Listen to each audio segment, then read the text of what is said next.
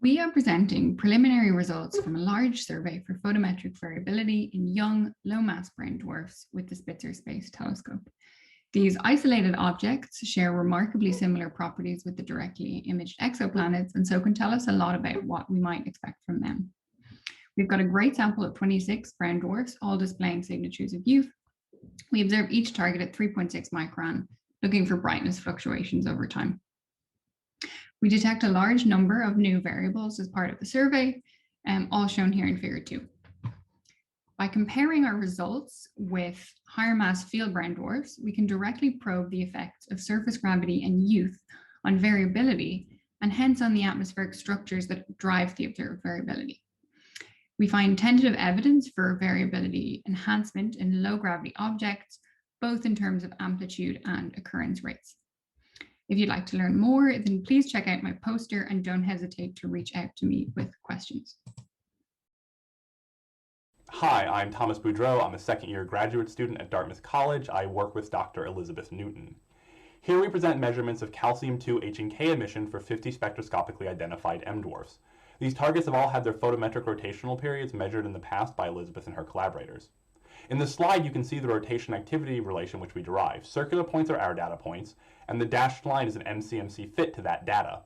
We'd like to compare this relation to a relation from a previous study, and we elect to use Astudillo de Fru et al. 2017. Their data is shown as crosses.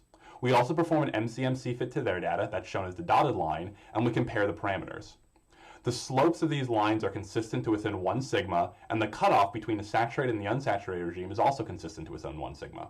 There is a DC offset between the two fits. That's explainable due to a mass difference in the sample between our two data sets. Thank you. I'm Melody Cow, and I am a Hubble Fellow at Arizona State University. So there has been a lot of recent attention on auroral radio emission from brown dwarfs and the possibility of detecting radio aurorae from exoplanet systems. But the non-auroral quiescent component of subcellular radio emission can also probe their magnetospheres. And so in a series of papers with Evgenia Shkolnik and Sebastian Pineda, we present a new Bayesian framework for calculating the occurrence rate of this radio emission. And we're finding that strangely, late L dwarfs might have a suppressed quiescent radio occurrence rate compared to M and T dwarfs. And also ultra-cool dwarf binary systems are more likely to emit radio emission than what their single object counterparts predict. And then finally, young brown dwarfs are not more likely than old ones to exhibit quiescent magnetospheric radio emission. And so in summary, radio brown dwarfs, binarity helps, not youth. Late L dwarfs are strange. Hello everyone, this is Zhenhua Zhang from Nanjing University. The plot on the left is isochrone from 1 million to 10 gigayears. It shows the different evolution of stars, transitional brown dwarfs and degenerate brown dwarfs. Stars on the left have steady hydrogen fusion to supply energy. Degenerate brown dwarfs on the right do not fuse hydrogen and keep cooling. Transitional brown dwarfs in the middle have low rate unsteady hydrogen fusion which could last for billions to trillions of years and slowed down their cooling. The plot on the right shows the fraction of luminosity contributed by hydrogen fusion of objects with different masses. This is the metallicity temperature space. On the right, we can see that the substellar transition zone is a stretched area. It has a narrow mass range, but could cover very wide ranges of temperature and spectral type within halo transitional brown dwarfs. If you're interested, please check out my Direct imaging and spectral characterization of benchmark brown dwarfs are crucial in understanding the formation and evolution of these objects. They can be discovered through various detection techniques, including long baseline radial velocities as well as direct imaging. One such interesting object is HT 4113, which not only hosts a widely separated stellar companion, it also hosts a highly eccentric inner planet discovered through radial velocities, as well as a widely separated brown dwarf that has both been directly imaged and measured through radial velocities. By combining these two detection techniques, we're able to obtain a dynamical model-independent mass of 66 Jupiter masses. But when we compare this to brown dwarf evolutionary models, we get a mass of around 30 Jupiter masses. Our competing theory for this is we're actually observing a compact, unresolved binary brown dwarf.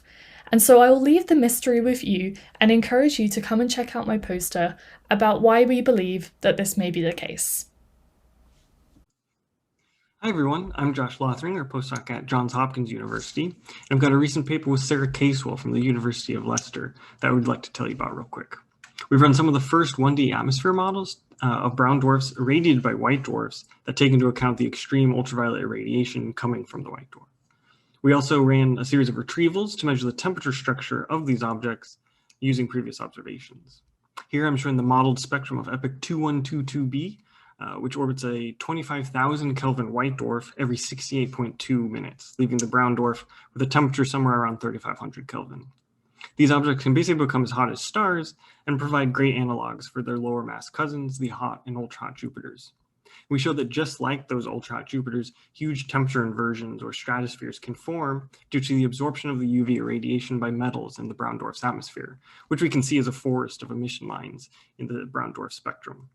To learn more about these wild objects, please come check out the poster or the paper, which was published a couple months ago on AppJ. Thanks. Hi, this is Ehsan from NASA Ames. Accurate calculation of the mass of ultra-cold dwarfs has been a serious challenge. This uncertainty comes from the degeneracy in the age, mass, and gravity parameters. In this lithium phase diagram, different lithium species have been shown. The critical question is whether different lithium molecules could serve as a tool to confirm massive ultra-cold dwarfs. We investigated the impact of lithium species on thermal fluxes for different temperatures. Here, F on and off represent the presence and absence of each species in the flux. In the range of 16 to 2400 Kelvin, lithium should be present as LiCl and LiF for masses below 70 Jupiter mass. Their absence would be an indicator of larger masses.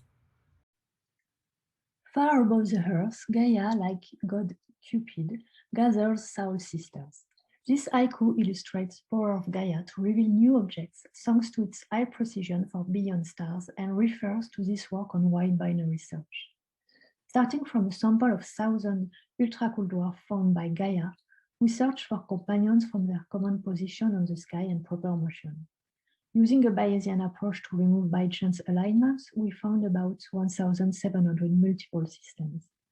Among the companions, there are several tens of young stellar objects and white dwarfs, but also new ultra-cool dwarfs candidates. Such a sample can be used to better understand the binary properties of ultra-cool dwarfs, and also their physics thanks to the easier characterization of higher mass companions. The poster gives more details on the method and results and refer to similar recent works. PINES is a search for transiting exosatellites around a sample of almost 400 LMT dwarfs. The short period planet population of LMT dwarfs is currently unknown, and PINES will probe this population over the course of the survey. PINES uses Boston University's 1.8 meter Perkins telescope, which is equipped with Mimir, a near-infrared imager that we use in J and H bands. These are the wavelengths where LMT dwarfs give off the most flux, and with this setup, we achieve precisions that allow us to detect super-Earth-sized satellites around our targets. PINES has been operating for the past year, and in that time, we've observed 93 LMT dwarf targets. This map just shows the targets that we've already observed in green, and the remaining ones that we have to go in black. We've developed a pipeline for analyzing PINES data, and if you'd like to see some example light curves or learn more about the project, please check out my poster. Hello, my name is Jamila Bagis, and I'm excited to share results from 2 studies done on a sample of 5 disks around cool M stars. We detected a suite of small organic molecules across the sample. We used the code-based disk jockey and CO isotopolog emission towards 3 non-cloud contaminated disks to dynamically estimate their stellar masses. When we combine our results with dynamical masses from the literature, we found that fiducial stellar evolutionary models tend to underpredict the dynamical masses for these cool stars. Stellar evolutionary models that incorporate star spots, however, proved capable of accurately predicting their dynamical masses. We then compared disk chemistry for our sample to disk chemistry around warmer stars.